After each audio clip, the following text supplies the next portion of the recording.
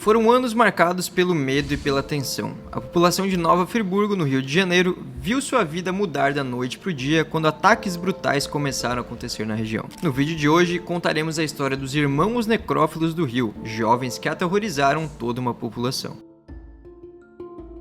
E aí galera, tudo certo com vocês? Eu sou o Lucas Filos e esse é o canal Espalhável. Se você não conhece o canal ainda, seja bem-vindo. E se você já conhece, é claro, seja bem-vindo mais uma vez. Hoje tô aqui com o Luca. E aí, Luca, tudo certo? E aí, mano, tudo tranquilo ou não? Tranquilo, né? Terceiro vídeo do dia já. Vamos gravar mais um, né? De gravações. Mais um e o pessoal aqui vai gravar vários também, né? Pra não Com parar. certeza, estamos aí desde as 5 da manhã gravando.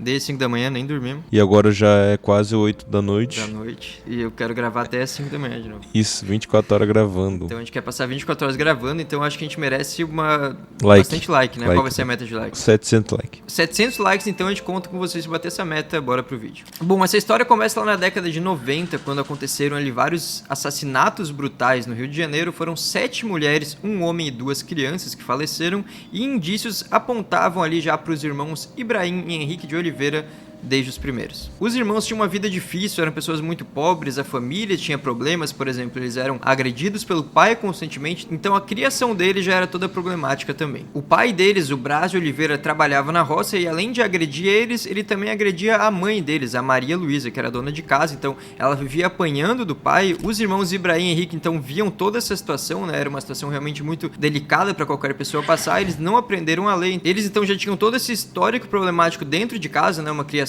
totalmente longe do que a gente considera ideal, muito longe mesmo do que seria uma boa criação para qualquer pessoa, né? E eles entraram para o mundo do crime no dia 23 de fevereiro de 1991 com o primeiro assassinato. A vítima foi Eliana Macedo Xavier, de 21 anos. Ela foi encontrada no meio da mata depois de ficar sumida por uma semana. Ela foi encontrada com a perna devorada por animais, ela estava enforcada com arame e tinha sido também violentada sexualmente. Com ela, encontraram um crucifixo preto e a calcinha dela estava rasgada. Então já foi um crime que assustou todo mundo ali na região, né, obviamente, mas ainda tinha outras coisas por vir. Entre julho e setembro daquele mesmo ano, encontraram Norma Cláudia de Araújo. Ela foi violentada sexualmente antes de ser executada também, e também tinha um arame no pescoço similar ao que aconteceu com a Eliana. A polícia, então, naquele momento estava desconfiando que seria um tal de Antônio que trabalhava na lavoura e namorava com a Norma, mas depois passou a desconfiar dos irmãos. O Ibrahim foi interrogado e assumiu o crime. Ele tinha apenas 16 anos na época e disse que a motivação foi porque a menina, que tinha 11 anos, teria dito que não gostava de preto. E aqui cabe a gente ressaltar que ela também era negra. O Ibrahim negou a participação do irmão dele, então ele assume o crime e disse que o irmão não tinha nada a ver. Ele foi detido,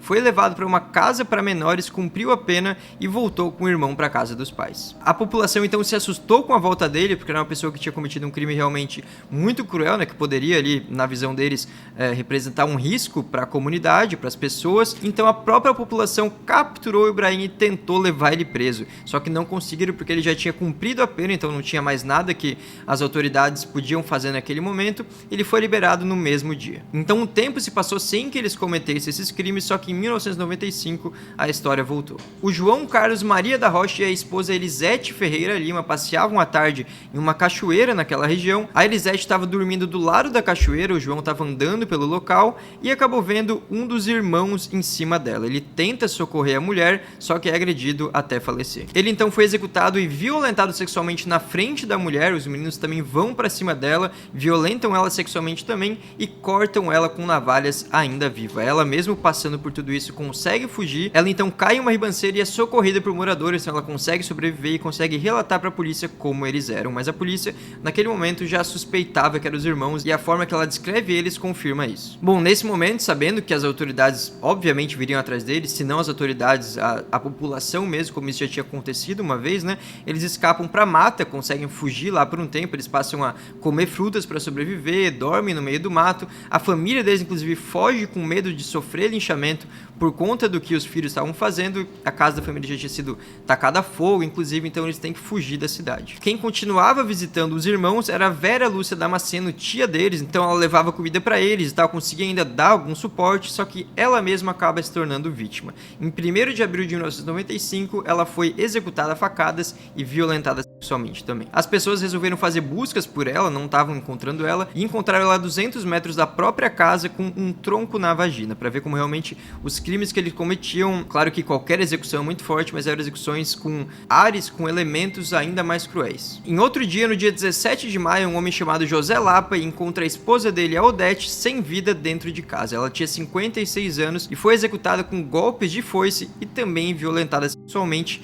depois. Então a gente pode ver que em praticamente todos os crimes deles envolviam ali violência sexual também, seja antes ou depois das execuções, ou então quando não executaram a pessoa também. O José, desconfiando que tinha sido os irmãos, tenta procurar eles na mata, não encontra, e um prefeito da região fez um apelo para a Secretaria de Segurança Pública do Estado. Então ele pede para que enviem reforços, um auxílio para que proteja aquela população que estava de fato passando por um risco muito grande, e em junho de 1995 o BOPE foi ajudar a polícia local. Acontece que nesse momento também veio outro acontecimento, porque casos de racismo começaram a se espalhar, homens negros inclusive começaram a ser mais revistados por conta dessa situação dos dois irmãos, então começaram a desconfiar de outros homens negros, principalmente se andavam em dois, então teve esse efeito negativo também. Bom, no mesmo ano os irmãos tentam atacar outra mulher, só que não conseguem, e também no mesmo ano, em agosto, o Ibrahim foi baleado, mas conseguiu fugir. Depois de um tempo veio mais um caso envolvendo os irmãos. Um rapaz chamado Isídio Gomes encontrou o filho, Adriano, de apenas 9 anos, machucado, e a mãe, a Maria Faltz, tinha sido atacada e levada para a mata. Ela estava grávida, inclusive. O menino tentou ajudar ela, tentou proteger a mãe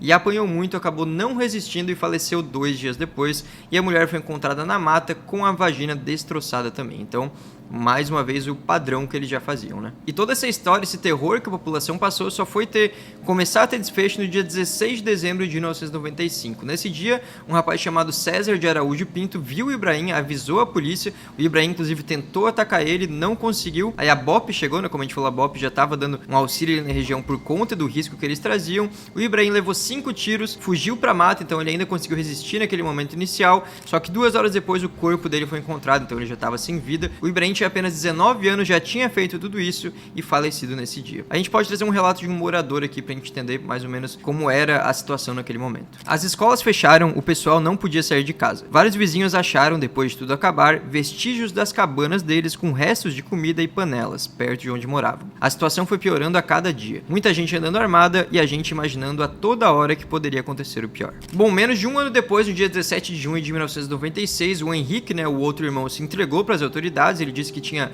medo de ser executado, porque ele também se tornou um alvo da população, como a gente falou, desde os primeiros crimes lá, a população já tentava também aquilo de fazer justiça com as próprias mãos, ou então levar eles para as autoridades. O Henrique estava com esse medo também, ele estava escondido em uma fazenda e pediu para uma pessoa que estava nessa fazenda para chamar a promotora do caso e queria se entregar. O Henrique então foi preso naquele momento e julgado no dia 1º de setembro de 2000. Apesar de ele mesmo ter se entregado, ele disse que era inocente e que apenas acompanhava o irmão. Um laudo psicológico apontou que ele era são e também não tinham provas concretas contra ele. Quem de fato existiam provas maiores foi o irmão, mas o irmão já tinha sido falecido e mesmo assim o Henrique foi condenado a 34 anos de prisão. Psiquiatras na época alegaram que o caso desses vínculos deles era a folia do, basicamente o delírio a dois, quando familiares ou amigos compartilham sintomas psicóticos. Então, quando uma pessoa consegue induzir a outra que acompanha ele a todo momento a ter sintomas psicóticos semelhantes. O Ibrahim seria a pessoa com os pensamentos mais violentos, ele que realmente era o que comandava tudo isso. O Henrique talvez tinha algum tipo de deficiência intelectual, segundo